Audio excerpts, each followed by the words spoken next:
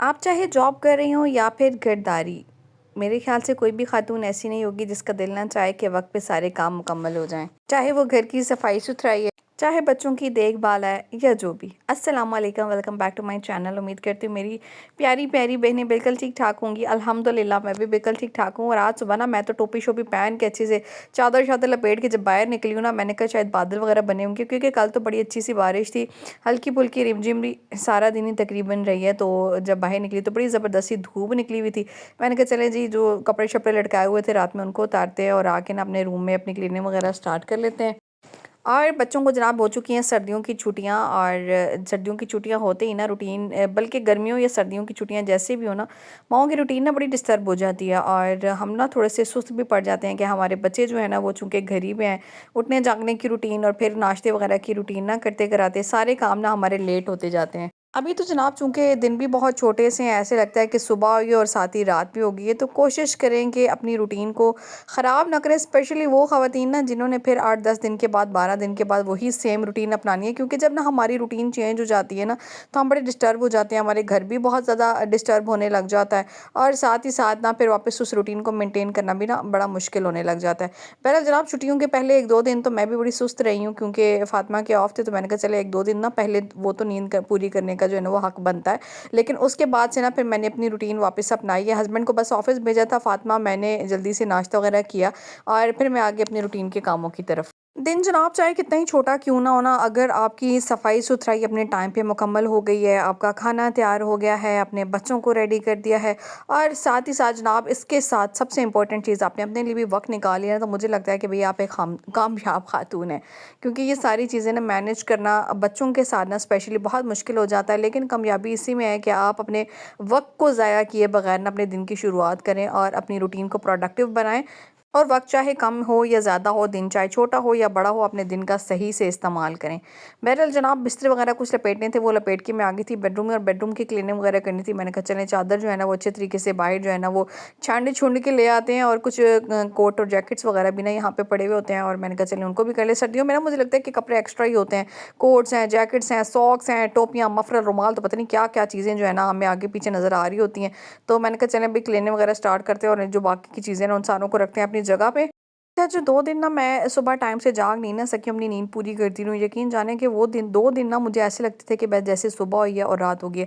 ना ही मुझे उसमें खाने पकाने की समझ आ रही होती थी, ना ही मुझे समझ आ रही थी कि मैं अब जो है ना वो 10 साढ़े 10 बजे उठी हूँ तो मैं नाश्ता करूँ, और अगर नाश्ता कर लेती थी लेट, तो फिर क्या होता था कि दिन में खाना खाने को दिल नहीं चाह रहा होता था, और फिर रात में जो है ना तकरीबन 5-6 बजे भूख लग जाती थी।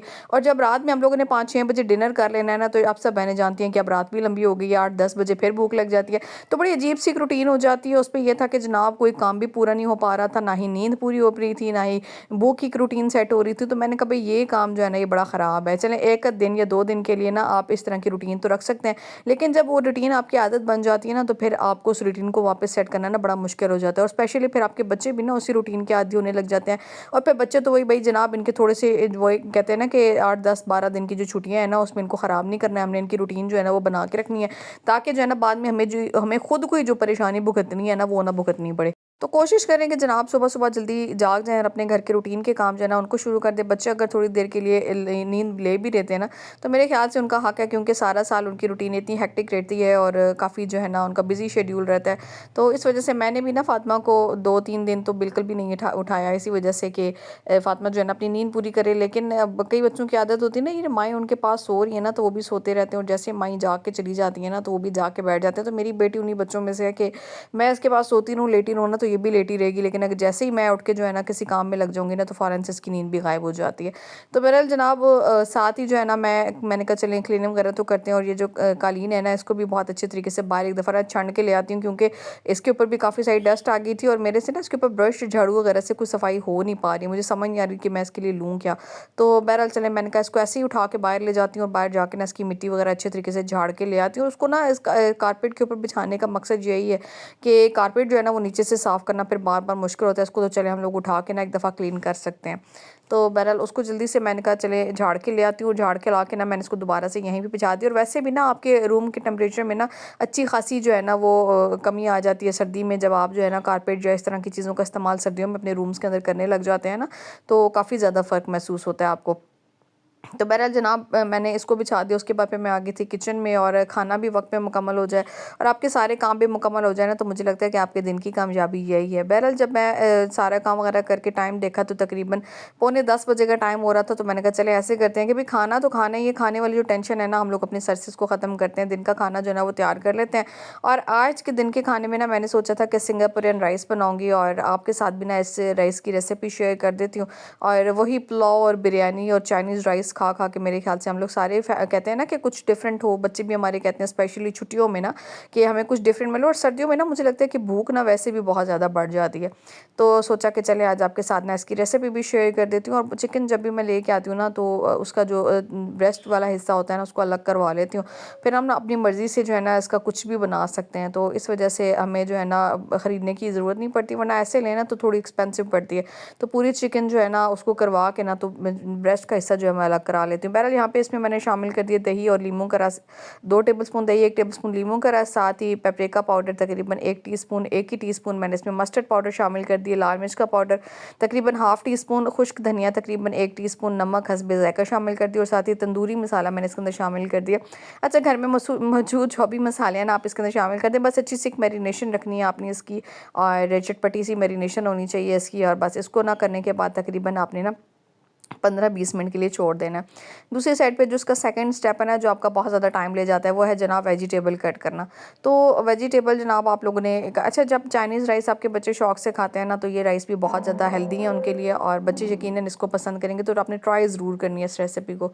यहाँ पे ना मैं आप बहनों के साथ एक टिप शेयर करूँगी कि जो कटिंग बोर्ड का हम लोग यूज़ करते हैं ना अक्सर घरों में, उसके लिए ये होता है कि हम लोग उसी के ऊपर रख के चिकन भी काट रहे होते हैं, मटन बीफ भी उसी के ऊपर रख के काट रहे होते हैं, और साथ ही जो है ना वेजिटेबल वगैरह की कटिंग भी उस पर कर रहे होते हैं, और सैलेड वगैरह अगर बनाना हो ना तो उसकी भी कटिंग हम उसी पे रख के कर रहे होते हैं। तो मैं आप सब बहनों को बोलूँगी ना कि मैंने ना इस तरह से कटिंग बोर्ड तो रखा हुआ है, लेकिन इसकी एक साइड को मुख्तस किया हुआ चिकन और गोश्त वगैरह के लिए, और दूसरी साइड को मुख्तस किया हुआ वेजिटेबल और सैलेड के लिए। तो इस तरह की एक छोटी सी टिप ना आपके काम भी आ सकती है। और ये वैसे भी ना वो कहते हैं ना कि मुझे तो ये चीज़ बिल्कुल नहीं इस तरह से अच्छी लगती, बैक्टीरिया बहुत ज़्यादा हो जाते हैं जब आप चिकन रख के काटें। तो बेशक आप उसको वॉश करें, लेकिन एक हिस्सा मुख्तस कर दें आप सिर्फ वेजीज के लिए और एक हिस्सा चिकन के लिए। अच्छा, दूसरी साइड पे सॉस बनानी थी, उसके लिए मैंने केचप, मायोनीज़ और काली मिर्च और चिली सॉस और नमक, भाई की 4-5 चीज़ें थी, इसको मिक्स कर लेना है। और वेजिटेबल में मैंने गाजर, शिमला मिर्च और बंद गोभी भी जो है ना वो काट ली थी। अब ये सॉस जो है ना इसको बना के आपने साइड पे कर देना है, क्योंकि ये हमारे काम जो है ना सबसे लास्ट पे आएगी। अच्छा, अब मैंने ले लिया फ्राई पैन, और जो चिकन मैंने मैरिनेट करके रखी थी ना उसको मैंने थोड़ा सा फ्राई कर लेना है, जिसके लिए मैंने कुकिंग ऑयल ले लिया इसी के अंदर। और साथ ही ना बल्कि उससे पहले ना मैंने काम ये करना है कि पहले लहसुन ले लेना है तकरीबन 4 से 5 जो है, और इसी के अंदर ना मैंने 2 तकरीबन हरी मिर्चें ले ली थी और उनको काट लेना है। अच्छा, ये लास्ट की गार्निश बना रही हूँ मैं इन राइस के लिए, जो कि बहुत ही टेस्टी और बहुत ही मज़े की बनती है, और इसी को ना इन राइस को ना एक डिफरेंट टेस्ट देती है। तो बस यहाँ पे मैंने थोड़ी सी हरी मिर्चें और गोल्डन ब्राउन होने तक लहसुन जो है ना पकाया, और उसके बाद लहसुन जो है ना मैंने नथाड़ लिया, नहीं ऑयल अलग कर लिया और वो सारा अलग कर लिया। अच्छा, उसी ऑयल में फिर मैंने ना चिकन डाल दिया और चिकन को अच्छे तरीके से कुक कर लेना है। और जैसे ही जनाब ये अच्छी सी कुक हो जाएगी ना तो उसको उतार के मैंने कर लेना है साइड पर, और इसी के अंदर ना फिर मैंने इसी ऑयल में ना वेजिटेबल ज़रा सी सौते कर लेनी है। तो जितनी देर में ना जनाब मेरा ये सारा काम हो रहा है ना, आप अगर मेरे इस चैनल पे पहली मरतबा या वीडियो पहली मरतबा वॉच कर रहे हैं तो आपने सब्सक्राइब कर देना और बेल आइकन को भी ज़रूर प्रेस कर देना, ताकि नए आने वाले व्लॉग्स बहुत अच्छी अच्छी सी वीडियोस आप सारी बहनों तक पहुँचती रहे। क्योंकि मेरे व्लॉग्स में जनाब आपको देखने को मिलती है कुकिंग भी, आपको एंटरटेनमेंट भी मिलती है, आपको मोटिवेशन भी मिलती है। तो मेरे चैनल को सब्सक्राइब ज़रूर कीजिएगा। अच्छा, यहाँ पर मैंने ना जल्दी से गाजर डाल दी थी, और फिर थोड़ी सी ना गार्लिक भी मैंने इसके अंदर शामिल कर दी थी। जो गाजर मैंने काट के रखी थी ना बस वो शामिल कर दी। सर्विंग बता दूँ, ये तकरीबन ना 3 से 4 लोगों की सर्विंग में बना रही थी। और जो चिकन ब्रेस्ट का मैंने लिया था ना वो एक साइड का हिस्सा लिया था, और उसी को जो है ना मैंने मैरिनेट किया था। नमक और सोया सॉस और काली मिर्च हस्बे ज़ायक़ा इसमें मैंने शामिल कर देनी है, और ज़रा सा ना इसको सौते कर लेना। इसमें कोई और स्पाइस मैंने शामिल नहीं किए थे, सिर्फ 3 चीज़ें, नमक, काली मिर्च और सोया सॉस, बस ये शामिल करके ना ज़रा सी ना वेजिटेबल को सौते कर लेना है, जिसमें मैंने गाजर, शिमला और ले लिया जनाब बंद गोभी। चलें जी, अब हम लोग देसी माओं की ना आदत होती है बीच में कोई ना अपना देसी टच ज़रूर देते हैं, तो उसमें मटर शटर शामिल करने की ज़रूरत नहीं है। फिर वो बिल्कुल ही ना एक चाइनीज़ राइस वाला जो आपका है ना वो एक चला जाएगा। तो आपने ना इसको थोड़ा सा डिफरेंट करके बनाना है, ताकि इसका टेस्ट भी ना आपको चाइनीज़ राइस और उससे ना थोड़ा सा डिफरेंट लगे, सिंगापुरियन राइस का जो एक टेस्ट है ना वो बरकरार रहे। बहरहाल जनाब ज़रा सा सौते करते रहेंगे इसको, और इसकी ना क्रंची जो वेजिटेबल है ना वो रहनी चाहिए। ये नहीं कि आपने ना इसको बहुत ज़्यादा कुक कर देना है कि बिल्कुल ही सॉफ्ट हो जाए वेजिटेबल, तो वो फिर जायका नहीं उसका रहता। अच्छा, उसके बाद ना स्प्रिंग ऑनियन यानी सब्ज़ प्याज जो है ना ये भी मैंने शामिल कर दिए। तकरीबन एक कद जो है ना मैंने मीडियम साइज़ का सब्ज़ प्याज ले लिया था, बस उसका सफ़ेद हिस्सा भी और ग्रीन पार्ट दोनों हिस्से जो है ना मैंने इसमें शामिल कर दिया, और बस 30 सेकेंड मैं इसको और कुक करूँगी, और उसके बाद फिर ना मैं इसको उतार के जो है ना साइड पर कर लूँगी। अच्छा, इसके बाद जो अगला स्टेप मेरा आएगा ना उसमें मैंने क्या कर लेना है कि पतीले में पानी ले लेना है, और इसके साथ ही ना मैंने इसमें डाल देनी है स्पैगेटी। स्पैगेटी बॉईल करने के लिए मैं इसमें रख दूँगी, लेकिन उससे पहले ना इसमें अच्छे से बॉईल आपने आने देना है। उसके बाद थोड़ा सा 1 टेबल स्पून ऑयल और नमक शामिल कर दिया आपने, इस तरह से स्पैगेटी रख देनी है, और बस ये बहुत अच्छी तरीके से बॉईल हो जाएगी तो आपने उसको निकाल लेना है। दूसरी साइड पे मैंने जनाब चावल भी बहुत अच्छे से बॉईल कर लेने हैं, और वाइट जो राइस होते हैं बस वो सिंपल वाइट राइस बनाने हैं, तो इसके अंदर कुछ भी आपने शामिल नहीं करना, सिर्फ मैंने नमक शामिल कर लिया था। चले, जब ये 2 कनी रह जाएंगे ना तो आपने इनको जो है ना ड्रेन कर लेना है, और ड्रेन करने के बाद आपने इसको भी और ये कंप्लीट एक मील है। अगर आप किसी दावत में भी इसको बनाते हैं तो यकीन जानें कि इसके साथ किसी सालन की आपको जो है ना ज़रूरत नहीं पड़ेगी, ये इतने मज़े के बन के तैयार होते हैं। अच्छा, चावल को भी मैंने दम लगा दिया था बॉईल करने के बाद, और यहाँ पे चावल जो थे ना वो बहुत अच्छे से खिल के पक के तैयार हो चुके थे। अब मैंने ले लिया एक ट्रे, और इसमें फ़ाइनल गार्निश करूँगी अपने चावलों को, और आप फिर इसकी लुक देखिएगा कि कितनी ज़बरदस्त सी लुक बन के आई है। और कंप्लीट मील जैसे कि मैंने आपको बताया कि है, आप चाहे बच्चों को लंच में दें और चाहे ना आप इसका ऑर्डर वर्क कर लें, तब भी आपको जो है ना अच्छी खासी एक तो बचत भी हो जाएगी, और दूसरा जो है ना ये बहुत ही अच्छा टेस्ट जो है ना आपके हाथों का एक निकल के आएगा। बहरहाल जनाब, सबसे पहले गार्निश के लिए ना नीचे आपने जो तह देनी है वो है चावल की, और इसको ना आपने दम वगैरह नहीं लगाना है, बस गार्निश करते ही ना आपने इसको सर्व कर देना है। यानी चावल तो मैंने दम किए हुए हैं, लेकिन इसके साथ जो वेजिटेबल या जो भी हम लोग ऊपर डाल रहे हैं ना, किसी को भी दम वगैरह नहीं लगाना है। चलें, सबसे पहले मैंने ट्रे में निकाल लेने हैं चावल, और उसके बाद अच्छा, ये रेसिपी ऐसी है ना कि इसको आप जो है ना झटपट भी बना सकते हैं, और मुझे तकरीबन ना इसको बनाते हुए 35 मिनट या 40 मिनट का टाइम लग गया था, क्योंकि एक तरफ आप जो है ना बॉयल राइस करने रखें, एक तरफ स्पैगेटी रखते हैं, एक तरफ वेजिटेबल कट करने रखें। तो जब आप मल्टीटास्किंग शुरू कर देते हैं ना तो आपका टाइम भी जो है ना वो बच जाता है, और साथ ही साथ जनाब आपकी जो एक रेसिपी है ना वो भी बड़ी जल्दी और आसानी से मुकम्मल हो जाती है। चलें जनाब, यहाँ पे चावल सर्व करने के बाद डिश में निकालने के बाद ना जो सेकंड चीज़ आपने उसके ऊपर डालनी है ना वो है हमारी वेजिटेबल जो हम लोगों ने पका के रखी है। ठीक है जनाब, यहाँ पे आ गई हमारी वेजिटेबल, सेकंड लेयर आ चुकी है हमारी इसके ऊपर वेजिटेबल की।